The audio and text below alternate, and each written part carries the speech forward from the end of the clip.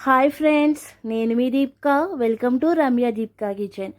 Hi అండి. గోధుమ పిండితో పూరి ప్రిపేర్ చేసుకుందామండి. చేసే ప్రతి పూరి పొంగాలంటే పిండి అనేది ఈ విధంగా కలుపుకోవాలండి. ఇప్పుడు ప్రాసెస్ చూద్దాం.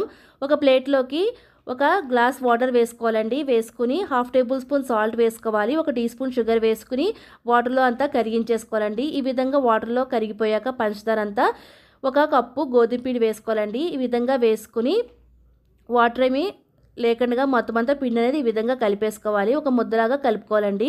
ఈ విధంగా కలుపుకున్నాక 1 టేబుల్ స్పూన్ ఆయిల్ వేసుకోవాలి. ఆయిల్ వేసుకుని మొత్తం అంతా కలిసేలాగా ఈ విధంగా బాగా కలిపేసుకోవాలండి.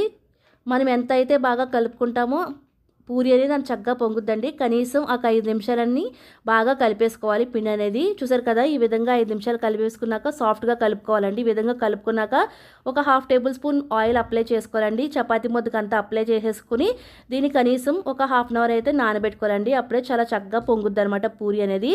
1/2 అవర్ అయ్యాక మూత తీసేసుకుని ఒకసారి పిండి అంతా బాగా కలిపేసుకోవాలండి. ఈ విధంగా అంతా కలిపేసుకున్నాక చిన్న చిన్న బాల్స్లా ప్రిపేర్ చేసుకోవాలి.